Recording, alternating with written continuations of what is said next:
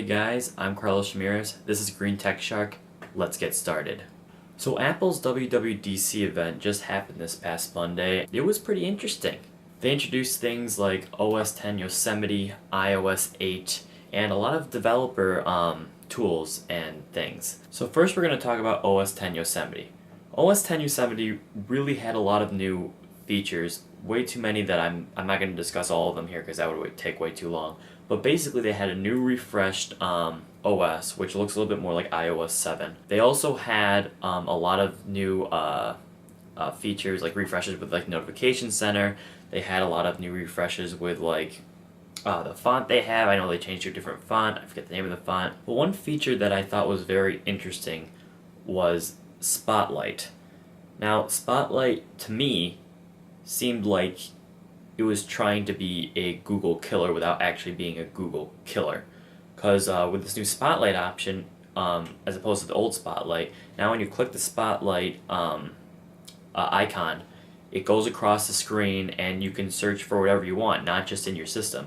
So let's say you look up, I know they used Yosemite as an option during the demo. It'll give you like Wikipedia, search results. It'll give you a bunch of different locations for like Yosemite, a lot of stuff. So it's pretty cool. I don't know if it'll actually be a Google killer because whenever Apple tries to create something that tries to kill Google, it always backfires. Another thing they tried to do was kind of not really copy Google Drive, but use iCloud Drive. So they had this new feature called iCloud Drive, and the only thing that's different from iCloud and iCloud Drive is that in iCloud Drive, you can put things into files, you can rearrange things, and it'll sync across all your devices. So I thought those things were pretty cool. I think that OS X Yosemite looks pretty neat. But yeah, we'll see how everyone likes it. Next thing I want to talk about is iOS 8. iOS 8 was a huge update, and in my personal opinion was what iOS 7 should have been. Now what do I mean by that? I think that iOS 7 was more of a skin deep kind of an update. It didn't really have that many, didn't have anything too radical other than just the look of it, in my personal opinion. I mean, some other people can disagree, but that's just what I thought. But iOS 8 was literally what it should have been. Because iOS 8, they had a lot of, now keep in mind, a lot of these features were borrowed from Android. And, you know, I know Apple has this whole thing where they bash Android, but then they take all their features from them.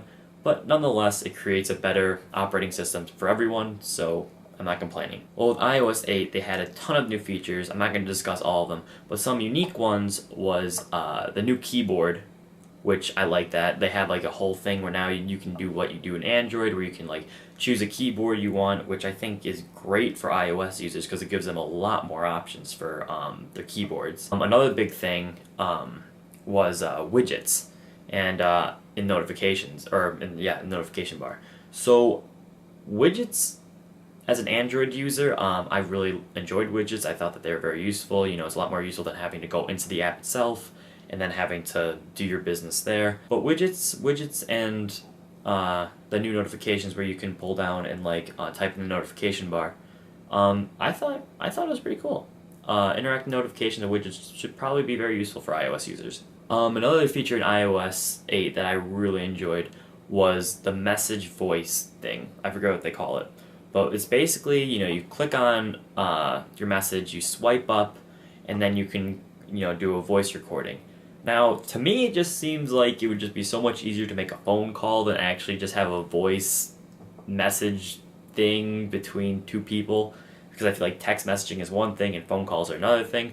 But nonetheless, I thought it was pretty cool, especially when they demoed the way you can respond to these things just by holding it up to your face. I thought that was pretty neat. Another feature of iOS 8 was kind of interesting was the Hey Siri integration with Siri. So basically what happens is that Siri's on your desk or whatever, and you don't want to pick it up, you can just go, "Hey Siri," and then it'll wake up. Now Motorola has already done this with their phones. Actually, I have a Motorola phone right now. You can just go, "Okay Google now," and it'll wake up. Now, I really enjoyed this feature. I think a lot of iOS users will enjoy this feature. We'll see how that goes. We already talked about Spotlight with OS 10 Yosemite. iOS 8 also has some unique Spotlight features. They really expanded what Spotlight can do. And again, I think that a lot of iOS users could actually use this a lot. Whether it'll be a Google killer or not, I don't really think so, but we'll see what happens. Now, as far as developers go with Apple's Worldwide Developer Conference, developers had a lot of things to be excited about. They announced that this one feature called extensibility, which basically just means that all the apps have a lot more freedom and developers have a lot more freedom in what they can do with their apps. And I think that along with like the keyboards and like apps talking to each other, I think this will be a great improvement to iOS. And it really shows a new direction of openness that iOS has not had before necessarily. Another thing they announced was Metal. Now basically all you need to know about Metal is that Metal is going to make your iOS games look 100 times better. Like seriously, they demoed this whole Zen garden thing at WWDC, and I really thought like the graphics were just so much more improved. It really showed the future of what iOS can be as far as with gaming. I'm really interested to see how that'll improve and whether that could potentially kill console gaming in the distant future, not recent. One big thing that Apple announced was a new programming language called Swift. Now this is really huge because a lot of people develop for Apple, so Apple has a type of weight to make this programming language actually go far. Now Swift is basically, as they put it, Objective-C, but without the C. So I think a lot of developers will actually really enjoy this. I think it'll attract some developers to Apple probably, given that's a little bit simpler. And when they were demoing it, I really thought that it was pretty impressive.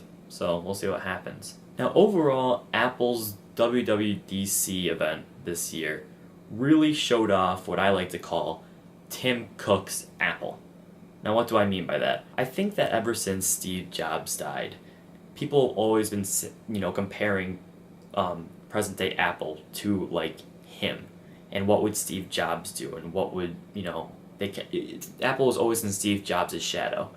But ever since then, Tim Cook has been doing a bunch of different things. He has been like rearranging executives. He's been moving the company in a different direction a little bit. But I think this WWDC really showed that off. You can see that with OS 10 Yosemite and iOS 8. They both now have similar design languages.